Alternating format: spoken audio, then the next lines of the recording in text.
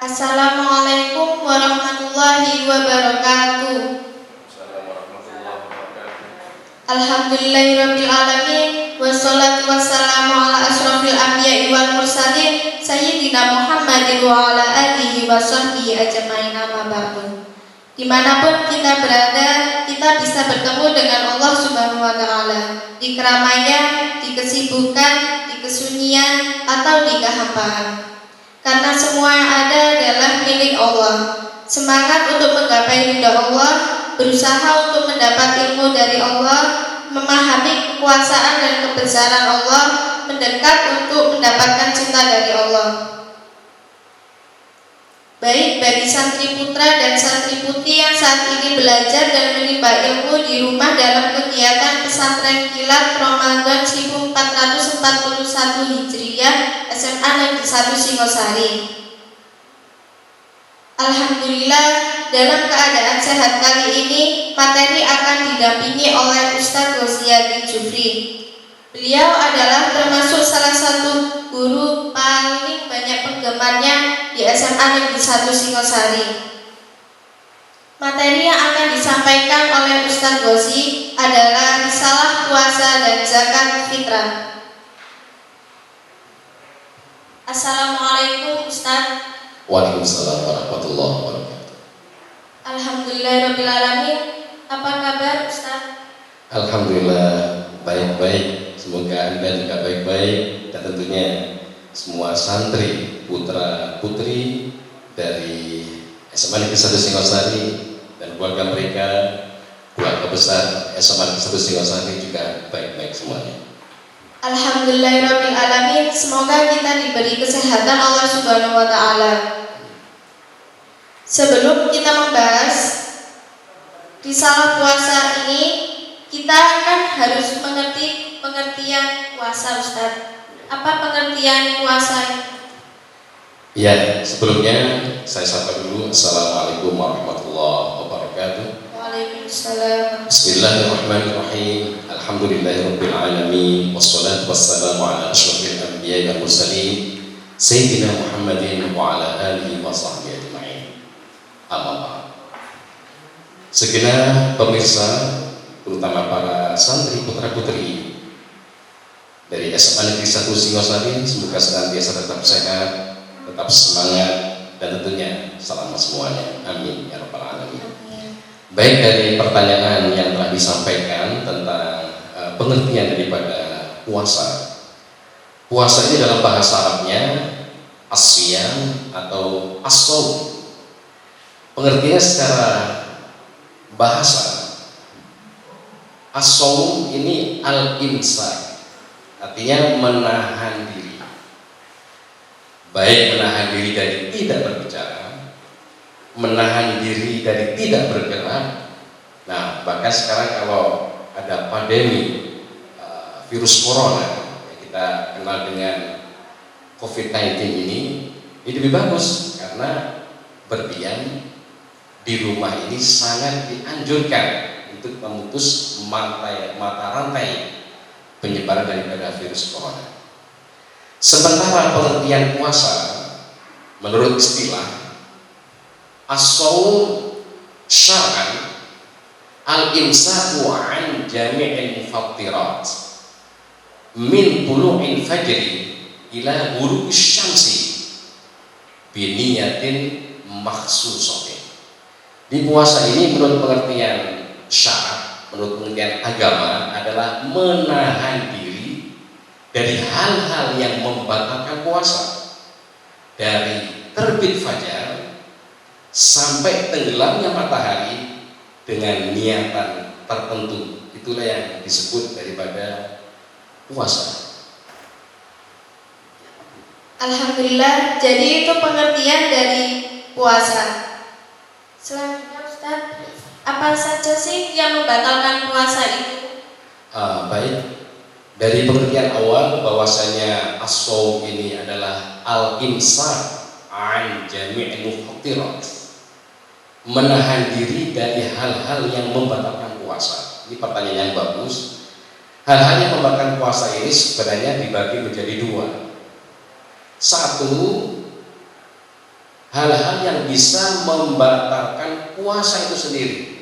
Misalnya makan dengan sengaja, minum dengan sengaja, atau masukkan benda padat maupun cair ke lubang yang ada di tubuh kita. Masukkan benda ke mulut kita, ke lubang hidung kita, ke lubang telinga kita, bahkan memasukkan benda ke lubang yang biasanya kita pergunakan untuk buang air kecil, juga memasukkan benda ke lubang yang kita pakai untuk buang air besar, atau istilah fikihnya itu bubul dan dubur, dengan sengaja, maka ini bisa membatalkan puasa. Termasuk diantaranya bagi mereka yang sudah berkeluarga, ini melakukan hubungan suami istri di siang hari dalam bulan Ramadan, ini juga bisa membatalkan puasa. Nah, yang kedua, ini bisa membatalkan pahala puasa. Misalnya di saat puasa ini kita mengadakan gosip atau omong-omongan tentang kejelekan orang, bersumpah palsu atau mengadu domba, atau kita kenal dengan ghibah, ngerasani bahasa Jawa ini, atau namimah, mengadu domba, atau bersumpah dengan sumpah palsu. Ini bisa menghilangkan pahala puasa. Jadi puasanya tidak mengkotor, tidak mengulangi lagi, tapi pahalanya tidak ada. Ini juga harus kita jaga. Sebagaimana sabda Nabi Muhammad SAW, "Kam min shaimin laisa lahu min siyamihi illa al-ju' wal 'atas," kata Nabi. Banyak orang yang berpuasa, tapi dia tidak mendapatkan apa-apa kecuali lapar dan dahaga. Mengapa? Karena dia tidak bisa menjaga lisannya, mulutnya, matanya, kedua tangannya, kedua kakinya, dan anggota tubuhnya yang semestinya dipakai untuk beribadah, namun dipakai untuk bermaksiat. Sehingga kalau kondisi semacam ini, kita dianjurkan oleh pemerintah, dianjurkan oleh MUI, Majelis Ulama Indonesia, disarankan untuk berada di rumah. Saya kira ini sangat membantu meningkatkan kualitas puasa kita supaya tidak batal. Begitu. Alhamdulillah, jadi jangan sampai kita membatalkan puasa dengan semena-mena. Apa kan di puasa ini pasti banyak yang belum tahu tentang sunah-sunah puasa. Ustaz, tolong bisa menjelaskan? Baik. Kesunahan berpuasa atau hal-hal yang perlu dilakukan pada saat berpuasa ini banyak sekali. Di antaranya makan sahur. Makan sahur ini dianjurkan di akhir malam, ya di waktu sahur atau menjelang subuh. Jadi dianjurkan dilakukan karena dalam makan sahur ini adalah barokah. Walaupun setelah sholat tarawih misalnya kita makan sahur boleh, namun dianjurkan dan ada pahalanya, ada keberkahannya, yaitu makan di waktu sahur menjelang subuh.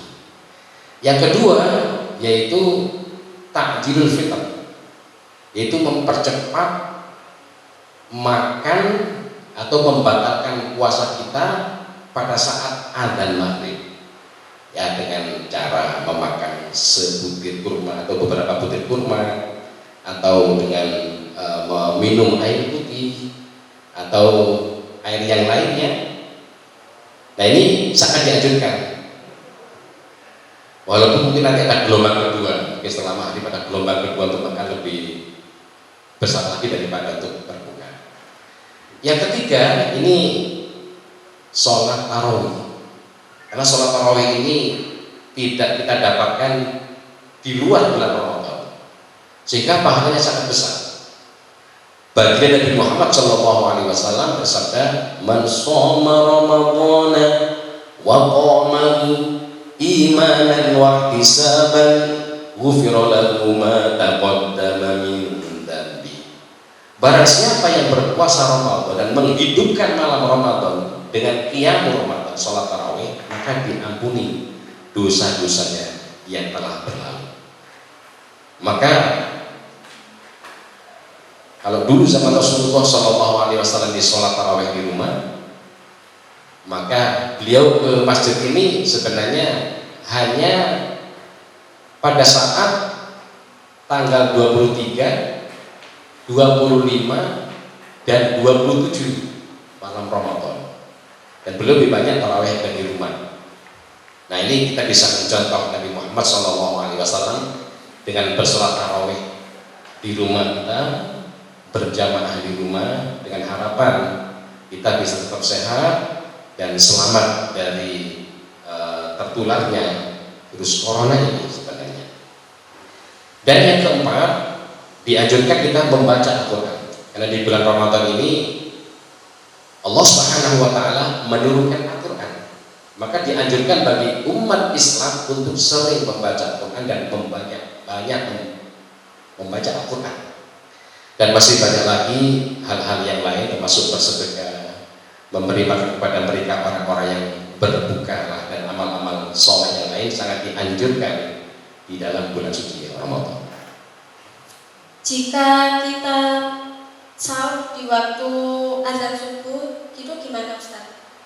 Ya, sebenarnya memang kita sahur itu perkiraannya waktu sahur itu adalah menjelang adzan. Startnya puasa itu sendiri adalah min tulu'il fajar, terbitnya fajar.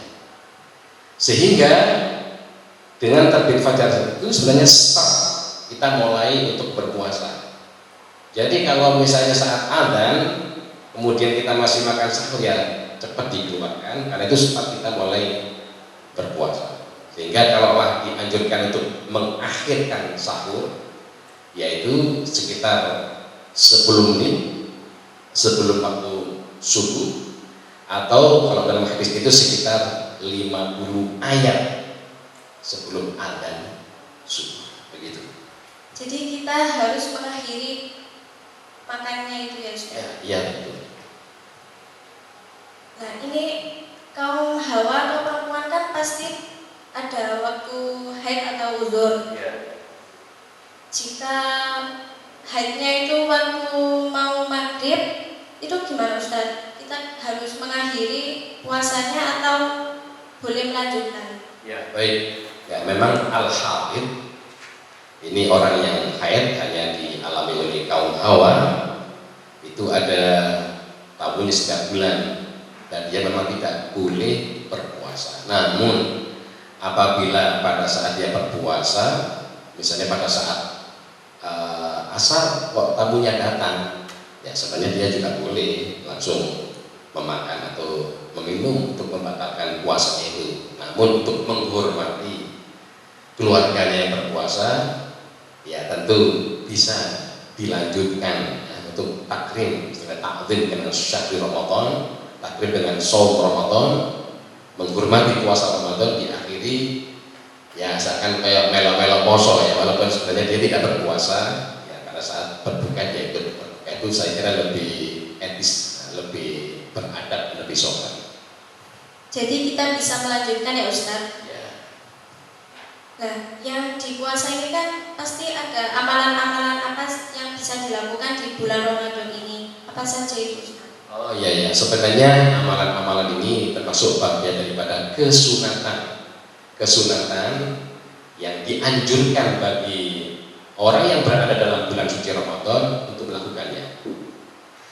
Dalam buku Dikroyat Soal Munasabah, buku tulisan daripada Profesor Dr. As-Sayyid Muhammad bin Alwi Al-Maliki, beliau menjelaskan ada beberapa amalan andalan yang harus dilakukan dan seyogyanya dilaksanakan di bulan Ramadan. Pertama adalah asyam, puasa itu sendiri.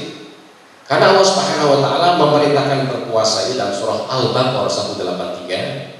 Ya ayyuhalladzina amanu kutiba alaikumus syiyamu kama kutiba alal ladzina min qablikum la'allakum tattaqun. Shadaqallahu adzim. Yang artinya kurang lebih, wahai orang-orang yang beriman, telah diwajibkan atas kamu berpuasa sebagaimana telah diwajibkan atas umat sebelum kamu, agar kamu bertakwa. Dari surah Al-Baqarah ayat 183 ini mengindikasikan bahwasanya semua orang yang di tanah hatinya ada keimanan, dia wajib berpuasa. Maka kalau ada orang beriman di dalam bulan Ramadan tidak berpuasa, maka dia berdosa. Satu. Yang kedua adalah qiyamul Ramadan atau sholat tarawih. Ya, saya jelaskan tadi itu bahwa sholat tarawih itu tidak ada di luar bulan Ramadan. Misalnya di bulan Syawal kita kangen dengan sholat tarawih. Ayo kita sholat tarawih bulan Syawal, tidak ada. Sholat tarawih hanya ada di bulan Ramadan. Walaupun kita berada di rumah, tidak menghalangi kita untuk qiyamul Ramadan, untuk melakukan sholat tarawih. Yang ketiga itu juga membaca Al-Quran. Ya, syukur kalau one day one juz, satu hari ini satu juz, berarti 30 hari pas 30 hari kita khatam. Kalau tidak, ya kita bisa menggunakan one day one page, satu hari satu halaman, bagus daripada tidak sama sekali. Kalau masih nggak punya waktu, terlalu sibuk mengerjakan tugas-tugas sekolah misalnya, maka ada one day one ayat, satu hari satu ayat untuk dibaca, dipahami isi kandungannya, diamalkan isi kandungannya, itu lebih bagus. Kalau masih nggak bisa, ya one day, setiap hari kita ini ya, nggak ada membacanya. Dan yang keempat ini memperbanyak sedekah, terutama kepada orang yang berpuasa. Ya. Jadi kita harus memetik apa yang disampaikan oleh Ustadz Gozi ini. Yang kedua, kita akan membahas tentang zakat fitrah. Ustadz, zakat fitrah itu kan bermacam-macam. Sebelum kita membahas itu, apa sih pengertian dari zakat itu? Oh ya. Jadi sebenarnya zakat ini secara umum itu wajib dibayarkan oleh mereka orang-orang yang kaya, diberikan kepada orang-orang fakir miskin. Namun zakat fitrah ini punya kekhususan. Zakat fitrah ini sebenarnya adalah zakatnya badan, zakatnya fitrah manusia. Jadi semua yang hidup yang ada dalam bulan Ramadan, maka dia berkewajiban membayarkan zakat fitrah, baik laki-laki maupun perempuan, baik sudah dewasa, sudah balik maupun masih kecil, baik budak maupun orang merdeka, semuanya berkewajiban membayar zakat. Namun konteksnya adalah yang berkewajiban ini adalah sang ayah sebagai kepala keluarga dan memberikan zakat atau mengeluarkan zakat untuk keluarganya yang ditanggung nafkahnya. Dan juga orang yang man talzamu nafaqatu, orang yang wajib diberi nafkah, misalnya istri dan anak-anak, maka sang ayah akan mengeluarkan zakat untuk dirinya, untuk istrinya, dan untuk anak-anaknya. Namun pada dasarnya yang mengeluarkan adalah bapak, mengeluarkan untuk dirinya sendiri dan orang yang wajib diberi nafkah, misalnya istrinya, anak-anaknya. Nah, untuk benda apa saja yang bisa digunakan untuk berzakat ini asal daripada hadisnya adalah satu sok tamar kurma dan satu sok gandum. Namun karena kita sebagai orang Indonesia tidak memakan kurma atau gandum sebagai makanan keseharian, sehingga para ulama membantu kita untuk berijtihad itu dengan bahasa food baladi, makanan pokok negerinya. Nah, kita sebagai orang Indonesia yang setiap harinya makan nasi, dan nasi ini adalah dari beras, maka untuk orang Indonesia ini yaitu mengeluarkan zakatnya beras. Dulu di Madura mungkin orang-orang Madura memakan jagung, tapi sekarang sih hanya tidak ada ya. Kalau mama makannya jagung, zakatnya jagung. Kalau yang makanannya satu, ya mungkin ada di beberapa daerah ya zakatnya ya satu. Dan masih ada beberapa makanan pokok di negeri-negeri yang lain yang mereka mengeluarkannya dengan makanan pokok. Namun kita sebagai orang Indonesia tentu zakatnya menggunakan makanan pokok. Sebagian orang menggunakan saman atau bahasa kita yaitu mengteruskan dengan uang. Bagi madhab Syafi'i yang tentu saja orang Indonesia ini banyak bermadhab Syafi'i, ini untuk uang belum mencukupi sehingga menggunakannya yaitu zakat beras. Nah ukurannya adalah satu sok. Satu sok ini 4 mud. Satu mudnya 6 on, jadi sekitar 2,4. Nah sehingga kita membiasakannya 2,5 kilo. Sebagian ulama misalnya dalam kitab At-Takrirat As-Saridah itu 2,75. Ihtiyatan, yaitu hati-hati, itu lebih bagus kalau kita sekitar 3 kilo. Lebih ya nggak apa-apa, kalau memang rezekinya berlebih, zakat lebih dari 3 kilo, itu ukuran minimalnya. Ya. Oh jadi gitu ya Ustaz. Alhamdulillahirrabbilalamin. Terima kasih Ustaz. Mungkin ada kesimpulan dan saran bagi siswa-siswa SMA Negeri 1 Singosari. Ya, baik. Sebagai penutup daripada diskusi kali ini, izinkan saya untuk menyimpulkan. Pertama, kita sebagai orang yang beriman, mudah-mudahan kita mendapatkan hidayah dari Allah Subhanahu wa taala untuk bisa berpuasa Ramadan dan bisa mengamalkan hal-hal yang baik yang ada dalam bulan suci Ramadan, dan semoga amal kita diterima oleh Allah Subhanahu wa taala. Yang kedua tentang zakat fitrah ini penting. Karena Nabi Muhammad SAW bersabda, "Shaum Ramadan mu'allaqun bainas sama'i wal ard la yurfa' illa bi zakatil fitr." Puasa Ramadan dengan berbagai amalan ibadah yang berpahala dalam bulan suci Ramadan ini masih digantungkan di antara langit dan bumi. Allah belum berkenan menerima illa bi zakatil fitr, kecuali dengan zakat fitrah. Maka zakat fitrah ini adalah semacam the key, sebagai kuncinya agar amal ibadah kita di dalam bulan suci Ramadan diterima oleh Allah Subhanahu wa taala. Saya kira hanya itu yang bisa saya sampaikan kepada santri online, santri putra putri. Mudah-mudahan bisa dipahami, mudah-mudahan kita bisa tetap mengamalkan ibadah dalam bulan suci Ramadan ini, dan harapan kita mudah-mudahan keluarga besar SMA Negeri 1 Singosari diberikan kesehatan dan keafiatan serta keselamatan, dijauhkan oleh Allah Subhanahu wa taala dari pandemi COVID-19 ini, dan begitu Idul Fitr maka kita kembali fitrah seperti bayi baru dilahirkan.